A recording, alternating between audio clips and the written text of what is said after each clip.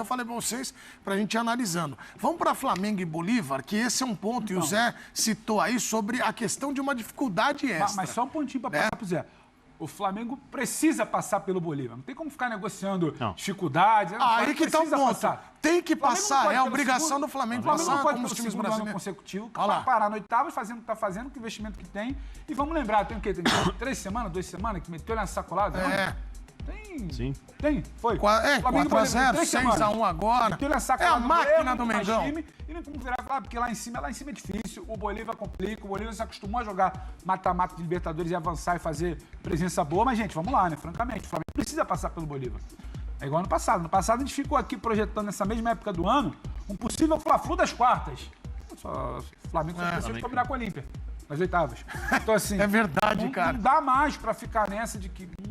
Não, mas tem que respeitar. Tem a obrigação, lá então. em cima é difícil.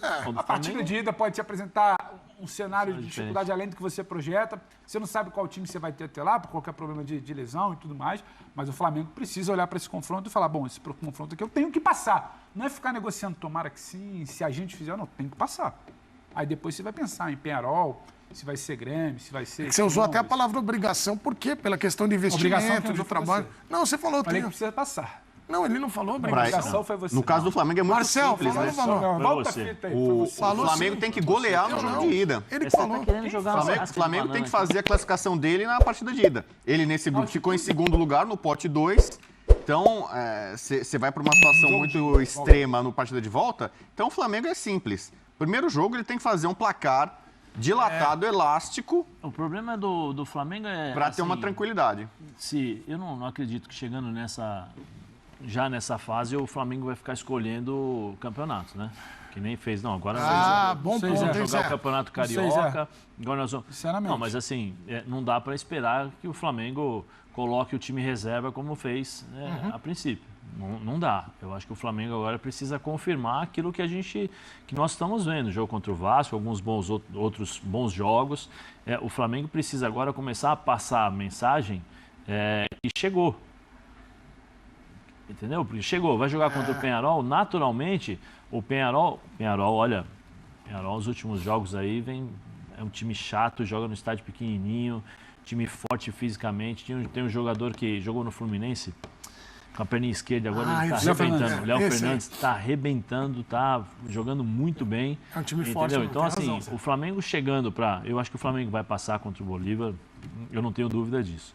Chegando contra o Penharol ou contra o Grêmio, eu não sei. Eu acho que o Penharol, para mim, o Penharol é um dos times que vai criar problema nessa chave aí. É um time que é aguerrido demais, fisicamente... Pode até ser o Grêmio, né? Só um detalhe, Zé, a má notícia dessa chave é que o Flamengo passando e pegando o Penharol... Ou o Grêmio, né? Passando e pegando o Penharol, o Flamengo vai decidir fora também contra o Penharol. Sim, sim. O Penharol fez... E esse é o problema. Fez 12. Penharol é o último clube que venceu na Libertadores do Flamengo no Maracanã, 2018. É isso, Mas né? vocês falaram sobre esse Bolívar também, o Zé lembrou, tem o investimento do Grupo City, né? O Grêmio vencendo os 2 jogos, ele vai a 12, né? Daqui a pouco nós vamos falar do Grêmio, onde ele pode... Fora. Isso, essa é a má notícia, também pode. Se é o preço vai pagar da tua primeira fase que você Ô Pedro, o Zé lembrou uma coisa aqui, o Bubu, que é interessante da gente também trazer para o debate, que aí vai ter o brasileiro já avançando, 2 meses e pouco. Se o Flamengo tiver lá em cima que de escolher, não pode escolher, cara. Agora é a Vera, né? Vai ter que jogar com todo mundo bem, né? O Flamengo tem um primeiro problema agora aqui, que desde o começo do ano se falou, que é a Copa América, né? Que o Flamengo é um dos times mais prejudicados em ceder jogadores, perder jogadores. Isso já vai, digamos assim, mexer um pouquinho com a estrutura. Então, eu não sei se o Flamengo vai conseguir manter esse embalo. Neste momento, neste recorte, o Flamengo é o líder do brasileiro. É difícil falar isso, o Inter poderia ser o líder, porque tem 2 jogos a menos, tal.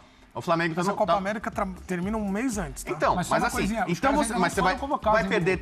O Arrascaeta e Dela Cruz ainda não foram convocados. Não foi ninguém no Flamengo, do Uruguai. Exato. Mas claro, é porque foi pra lista. Mas vai mudar. O Bielsa não chamou para amistoso, né, agora, né? Que pouco importa. E o Bielsa gosta de fazer testes, experiências. Isso. Mas eu imagino que a turma do Flamengo do Uruguai, por exemplo, vai para a Copa América. Então, talvez o Flamengo perca um pouco de fôlego, embora tenha o melhor elenco da América do Sul, no brasileiro. Aí quando volta, os caras vão ter ficado possivelmente um mês fora do Flamengo. Você não sabe se os caras voltam nas mesmas condições, porque lá o treinamento... O Zé sabe, você fica na seleção um mês, 2 meses, a preparação física é outra. Às vezes o cara é reserva. Tem jogador que eu já vi, o Jadson, por exemplo, tava voando, pegou uma Copa das Confederações, ficou na reserva, não jogou, voltou depois de um mês, né, perdeu o ritmo. Então você precisa ver como é que esses jogadores que vão servir Copa América, como eles vão voltar. Se vão voltar cansados, se vão voltar sem ritmo de jogo. O cenário é um pouco diferente. Então o Flamengo vai ter esses 2 impactos. Primeiro a perda dos jogadores, depois ver como é que esses caras voltam. Tá. Né? Então, eu acho que é um confronto perigoso pro Flamengo, mais perigoso do que era o Olímpia o ano passado.